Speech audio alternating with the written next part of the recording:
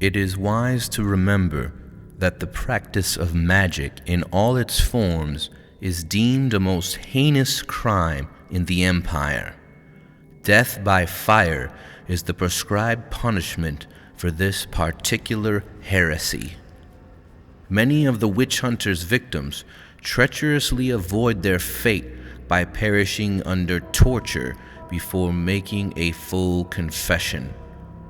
In these troubled times, the witch hunters are kept busy as more and more men turn to the dark gods. The most dangerous of all these heretics are the followers of the realms of chaos. These depraved individuals practice demon worship and even offer human sacrifices in the name of their vile masters. Of all the enemies of Sigmar, they are the most abhorrent. The destruction of Mordheim has fired the witch hunters with a new and irresistible sense of purpose. In the light of events, the Grand Theogonist has proclaimed Sigmar's punishment on the city of the damned. The witch hunters rejoice that their crusade against the widespread corruption has been vindicated. Now they are ready to complete Sigmar's holy purpose by destroying his enemies within the ruins of the city itself. The Grand Theogonist has commanded the witch hunters to go onto that place and recover the weird stone for Sigmar's temple. Their crusade also pits them into the same arena as their old enemies, the so-called Sisters of Sigmar, those loathsome demon-worshipping she-heretics whose very existence is a vile affront to the majesty of Sigmar.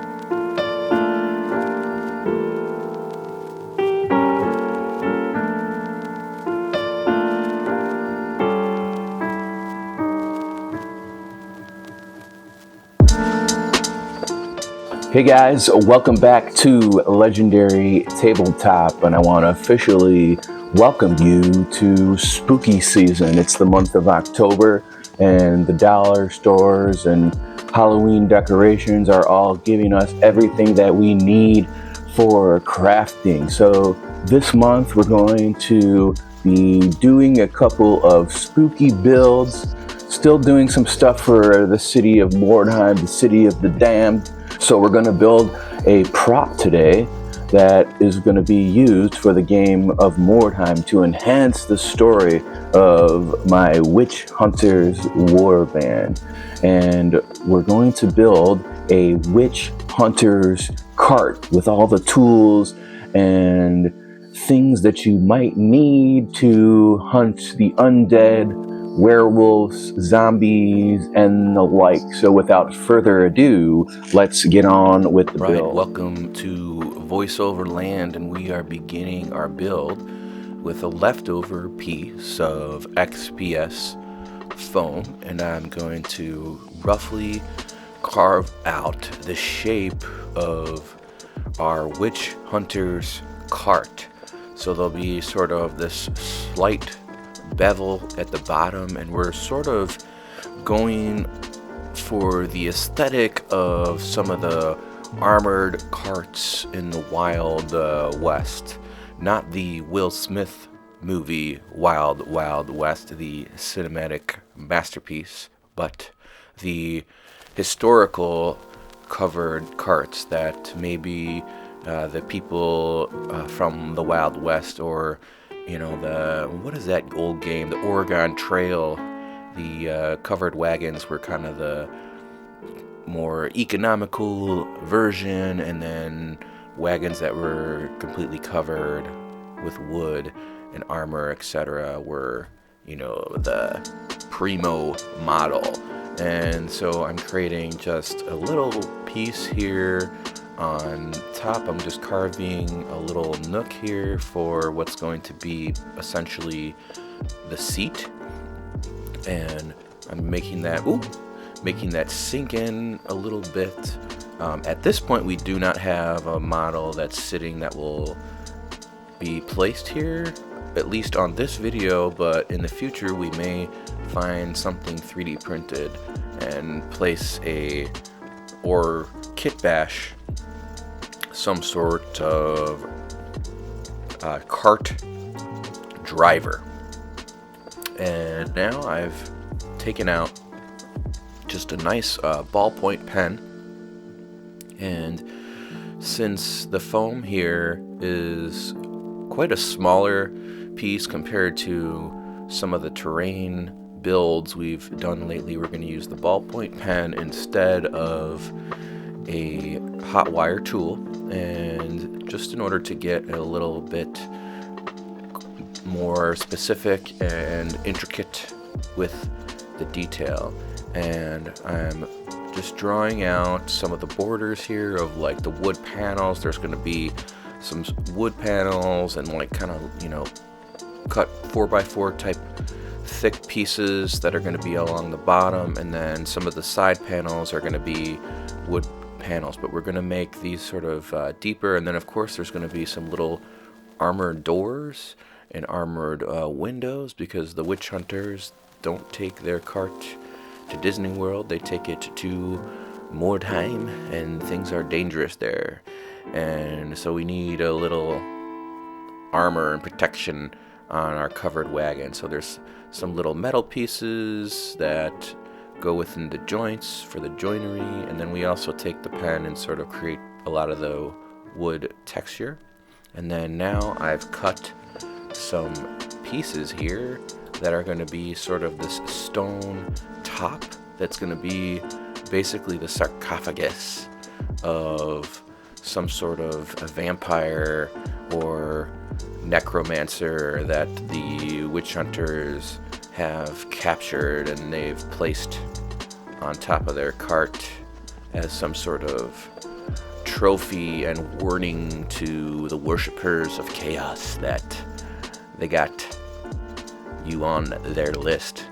And the idea is that I have a little piece from the Dungeons and Lasers cave set, and they included a little sarcophagus in there, and I have a lot of sarcophaguses that are 3D printed that I use for D&D. I have the Hero Quest sarcophagus, and so take a shot every time I say sarcophagus, and we don't need this one, is what I'm saying. I got all too many already in the collection, so we're gonna use this one on the witch hunter's cart, and I'm just using some tacky glue, and I'm going to also use some toothpicks in order to create this trim on top, this stone embellishment on top of the cart for the sarcophagus. Take a shot.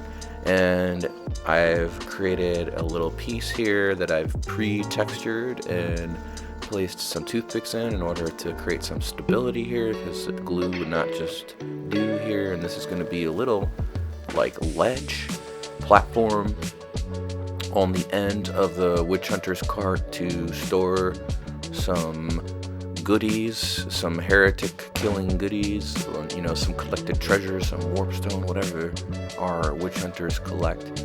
I have some nice beads here from my little bits and intricate tiny little bits box. You can see the sarcophagus here we brought out, and I just take these little embellished toothpicks that have this kind of carving detail on the end, and I'm gonna kind of shove them into the end of the beads, and then you sort of have this like little potion jar type thing. Easy way to create a tiny little baby jar. And I've used these for like little shelves, potion type things for D&D, and then I have a ton of little 3D print bits, plastic bits, leftover stuff, the sarcophagus, weapons, a little shield, a little book, this cool crossbow bolt action thing. I believe that's from One Page Rules, a sci-fi line actually. It's from I can't think of exactly, but a One Page Rules model. And then now I've glued these. I've added a couple little skulls here, a human skull, a demon skull, and some of the cool stuff I got at the Bit Exchange at the Dice Dojo a few weeks ago. And that's going to really kind of tell the story of the Witch Hunter's Cart. And then I also put some toothpicks along the top. Now, this was the toughest part because I, scoured my bits box, went to several stores, looked for some wheels, and I just could not find anything to use for the wheels. There were some toy wagons online that were just too expensive to justify just to buy, some useless plastic and cause more waste in the world, that sort of thing. So I went the hard way and used my little fat boy fingers to try to create this. So with toothpicks, MDF, glue, and some hobby sticks here for the axle, I was able to create some wheels that look pretty decent. And then they're not perfect, I'll admit that. They're not perfect. And I used some coffee stir sticks and some beads to kind of complete the look of the axles. And the little MDF sheets worked nicely. One thing that I do often is, MDF, you have to order kind of like these big sheets of it. What I do sometimes is I will just snatch from the local brewery or the local bar or the local restaurant coasters, which are sort of the perfect thick, sturdy cardboard for little details like this. And I'm not promoting theft, but this stuff ends up in the landfill anyways. They get thrown out, so just a nice little piece that you can use. And you could also order coasters, on Amazon and get 1,000 for $10, that sort of thing. So I'm going to prime the Witch Hunter's Cart in a nice brown. We're going to do a few layers in here with this thick paint here to kind of fill some gaps, as well as unify. And then I have some of these horses that I was using for an Empire army that's grown much too large. We don't need any more cavalry. These are from the Battle Masters game from Milton Bradley Games Workshop, and had a lot of cool little plastic simple models back in the day.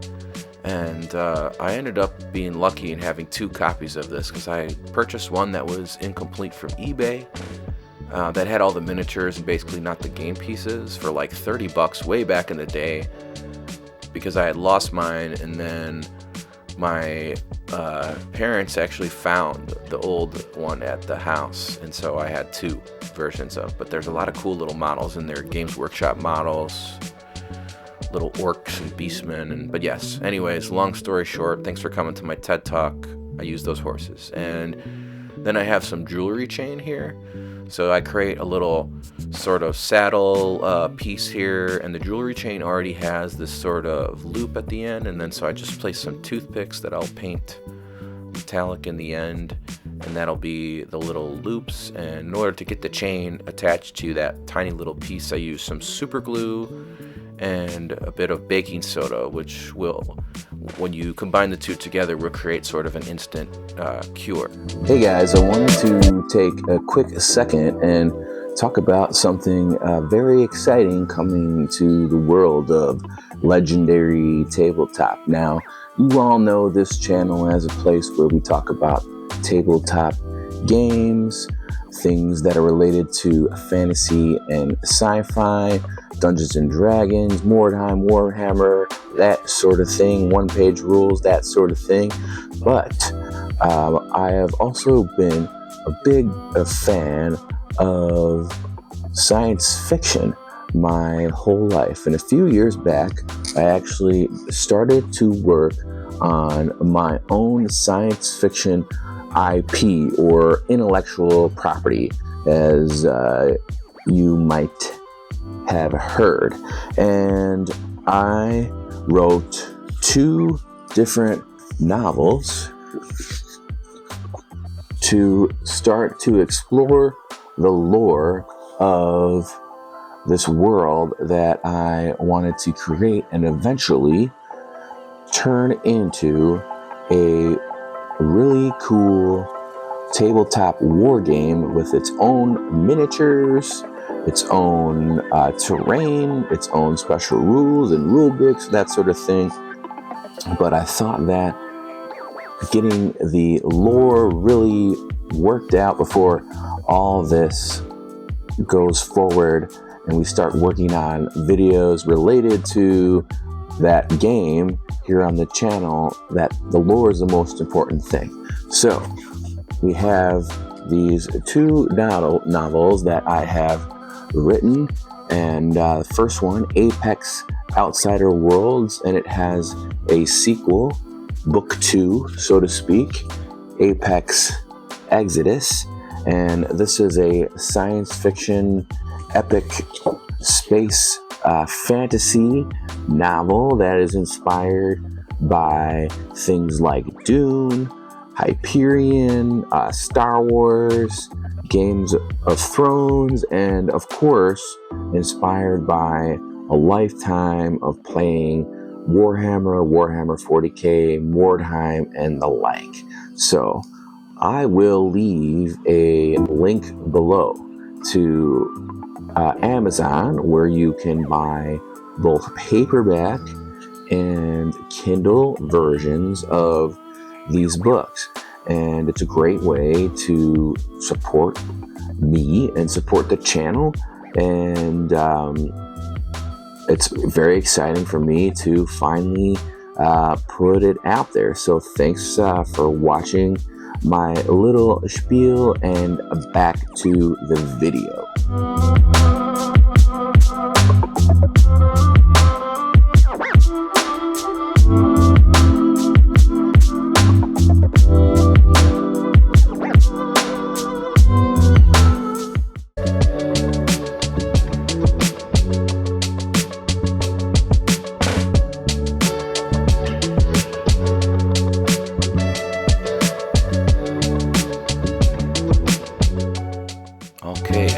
To painting. I'm busting out some colors here, some red, some purple, some blue, some brown, some black, and some white. We're going to incorporate some of the colors from my Witch Hunters Warband, which is a red, black, white, gray, gold sort of situation, but with some of our own colors here. And we are also going to try to create a color scheme and paint job that simulates the creepiness, the moonlight, and the like. So I'm starting with the stone sarcophagus portion on the top of the cart, and I'm using a bit of this purple as an undertone, and I will cover most of the sarcophagus and the trim here, as well as portions of the horse's skin, and that'll be sort of the shadow element of the stone. And then the metal portions are going to get based in black, the horse's armor, some of the weapons, and you can see here I'm doing the purple undertone for the horse. And yes, I know purple's not generally a color that you see on a horse, but this is a fantasy world. And I want to remind you, especially you, Randy, with all the haters out there, that this is not a painting channel. This is a fun channel. And now I have this flesh color, one of my favorite colors by Vallejo, and I'm using that for the skulls. I'm gonna mix some of that with that brown as well to create a few tones in which I will use to create a little bit more texture on the wood parts. And by sort of creating some small lines, not pressing too hard with the brush so that I leave the crevices alone, I'll slowly begin to add some texture to the wood portions, as you see here. just with some gentle brush strokes.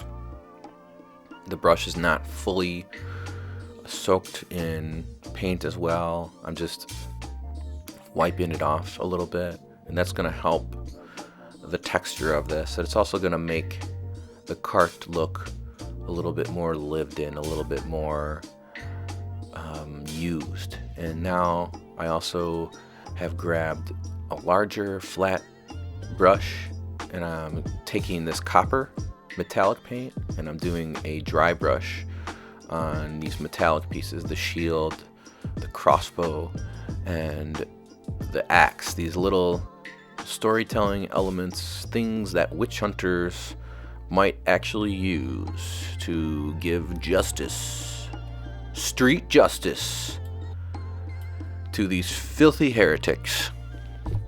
And I also have painted the rims of the wheels black too. They're gonna get the metallic dry brush as well, and eventually I will go back and hit some of the highlights with a gold paint that's a little bit brighter than the copper. And you can see here that I do the same with the horse's armor, and I also give them a little red dot in their eye. And for now I'm leaving the chain just metallic as is. We might go back and change that at some point. And now the purple portion of the sarcophagus has dried, and I'm going to begin a dry brush with some consecutive colors of blues moving into lighter tones to create a mid-tone and a highlight, and create a very interesting color from light to dark that simulates moonlight, or dusk, or whatever time it is there is witch hunting, but generally it'd be in the dark. And it's just a very nice way to create the light and the shadow, while instead of just using white to black. And I like to do that on my models. And now I take some of this light blue, the same sort of highlights and midtones that I used for the sarcophagus, and I'm using them on the horse's skin. And even though this is not a believable color, it goes with everything. And it also gives the horses this sort of otherworldly sort of vibe to them. And I'm doing the tail and the back legs, trying to hit sort of downward in order to kind of hit the raised spots where the light would remain. And then I will also go back at some point after this dries and lighten up some of the purple shadows. And here you can see here me hitting the eyes. I'm going to hit them with a red dot and then a fluorescent pink later on to match the scheme a little bit and create some variation. And I also put a little bit of sand and rocks and created some bases, which are just pieces of MDF, and those were glued previously, but in case you're wondering, that's what they are made of, some aquarium rocks and that. And grabbing a little speed paint here, my favorite color speed paint, the plasmatic bolt, is basically their fancy word for seafoam green, and I'm going to use that to just add a little bit more color and mid-tone and shadows and create some more contrast with the sarcophagus. And then also there is quite a bit of this color in my Mordheim board, so this will sort of bring some things together. And then I've using some white to create a base on some of these potions in the back, the stuff that's on the back of the cart, to create the illusion that these potions are glowing. So one of them is going to contain some weird stones. So we take some fluorescent paint from Vallejo, and I didn't know these actually glow in the dark, which is pretty cool.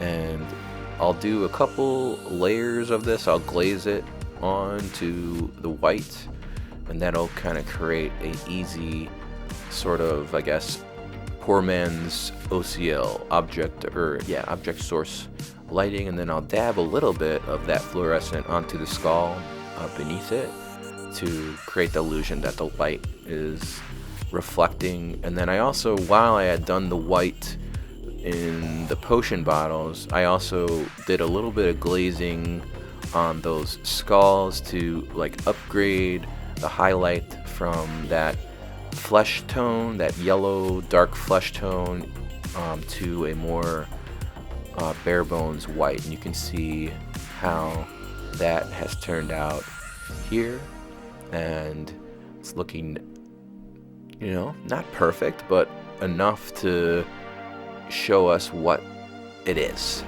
And now I've taken some speed paint, some hardened leather speed paint, which is this nice kind of orange dark brown, and I mix it with a couple drops of water and some acrylic medium, which is basically paint without pigment, and that allows me to kind of unify some of those elements and bring all of the portions and colors that we've put onto the cart together, and to highlight again the crevices of the wood, kind of make that wood look very nice. The speed paint, however, mixed with the medium, can be slightly glossy, so we come back with a varnish at the end. And then here I'm just hitting it up with the leaves, little tacky glue on my horsies, and some of these nice little leaves. I have a couple different versions. I have some sawdust homemade that I use for terrain because I use much more, and then I use the expensive, store-bought leaves like this for models. And that will be our Witch Hunter's cart.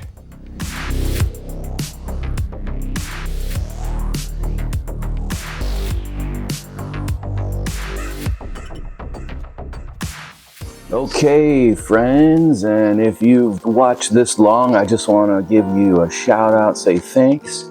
If you're liking what you're watching, please give a like, give a subscribe. It's a great free, no-cost way for you to help us out over here.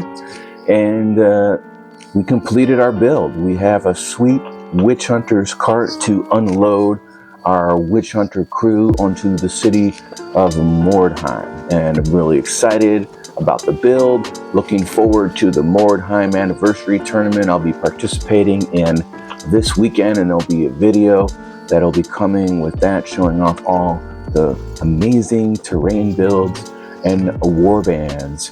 And you guys all know what time it is. So without further ado, we will roll the beautiful bead footage!